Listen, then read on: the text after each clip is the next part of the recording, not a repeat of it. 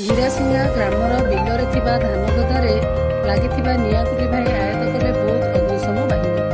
ଆଜି ମଧ୍ୟାହ୍ନ ପାଖାପାଖି 2ଟା ସମୟରେ ବୌଦ୍ଧ ସଦର ଥାନା ଅନ୍ତର୍ଗତ ଗିରାସିଙ୍ଗା ଗ୍ରାମର ବିଲରେ ଥିବା ଧାନଗଦାରେ ଭୟାବହ ଅଗ୍ନିକାଣ୍ଡ ଘଟିଯାଇଛି। ଗିରାସିଙ୍ଗା ଗ୍ରାମର ରୋହିତ ଭୋକ୍ତାଙ୍କ ବିଲରେ ଲାଗିଲା ନିଆଁ।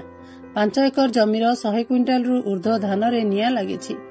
ନିଆଁ ଲିଭାଇବାରେ ଲାଗିଛନ୍ତି ଦମକଳ ବାହିନୀ। ନିଆଁ ଲାଗିବାର କାରଣ ଜଣାପଡ଼ିନାହିଁ। ସୂଚନା ଅନୁଯାୟୀ ଗିରାସିଙ୍ଗା ଗ୍ରାମର ଚାଷୀ ରୋହିତ ଭୋକ୍ତା ନିଜ 5 ଏକର ଜମିରେ ଧାନ ଚାଷ କରିଥିବା ବେଳେ ଧାନକୁ କାଟି ଗଦା କରି ବିଲରେ ରଖିଥିଲେ। ତେବେ ଆଜି ମଧ୍ୟାହ୍ନରେ କୌଣସି କାରଣରୁ ତାଙ୍କର ବିଲରେ ନିଆଁ ଲାଗିଥିବା ଦେଖିବାକୁ ପାଇଥିଲେ ଏବଂ ଧାନଗଦାରେ ଭୟାବହ ଭାବରେ ନିଆଁ ଲାଗିଥିବା ଦେଖିବାକୁ ପାଇ ସ୍ଥାନୀୟ ଲୋକଙ୍କୁ ଡାକି ନିଆଁକୁ ଆୟତ୍ତ କରିବାକୁ ଚେଷ୍ଟା କରିଥିଲେ ଏବଂ ବୌଦ୍ଧ ଦମକଳ ବାହିନୀକୁ ଏନେଇ ଖବର ଦେଇଥିଲେ।